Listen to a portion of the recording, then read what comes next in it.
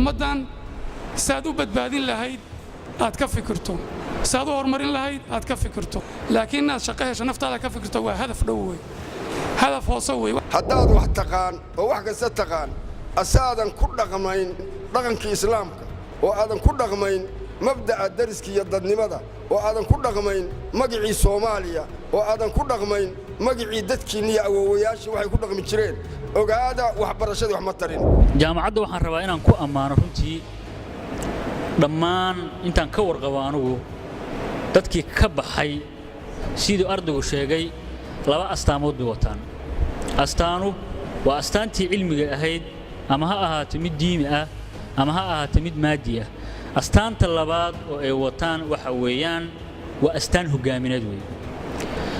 lamana gaareen labada astaamood ee ardadu jaamacaddu ay gaarka la yihiin haddii aysan jiri lahayn dadaalka ay muujiyeen jaamacaddu iyo ardadii hore oo ka baxday oo la garowsaday inay maaragtay himiladaas jaamacadda ay hirgeliyaan waxaan idinka rajaynayaa adinkana insha Allah ta'ala 4 sano kadib labada astaamood inaad jaamacadda la rumayn doontaan biidnillaahi kariim sidoo kale waxaan rabaa inaan idin wadaago ayadana dhammaan ardadii jaamacadda ka baxday bulshada waxay ka yihiin figar ama dad maaragtay ka dhex muuqda aqoontan asaas waxa uu ah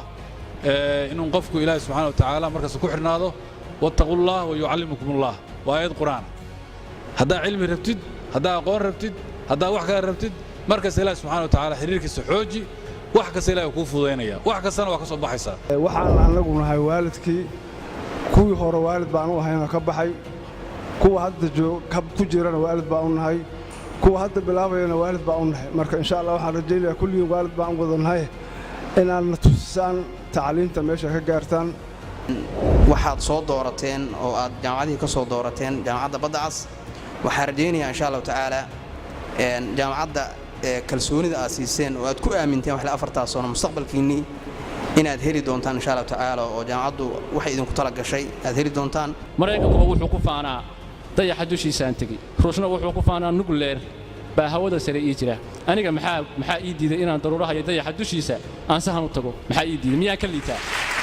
yaa maya kama liito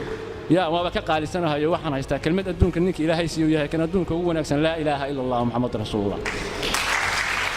inta ka bacdi kama liitay waan kufay haddaan kufayna waa istaagayaa boorkan iska jafayaa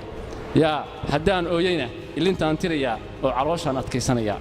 daruuraha iyo dayaxa dushiisaan tagayaa hadday aniga ii suurto geli weydo cabdiqani ana wiilkaan dhali doono baashan xidiglaha dayaxa dushiisa ka taagayo arday baan cusub dhiirigelin baan siiseen waan soo dhaweyseen waxaad noo muujisay inaan nahay dad qiimo ku fadhiya sidoo kale waxaad noo muujisay inaan nahay dad loo baahan yahay waxaan aad ugu mahadcelinayaa macallimiinta iyo maamulka dhalintii dalka da'dayda dalku waa dalkeeni dadku waa dadkeeni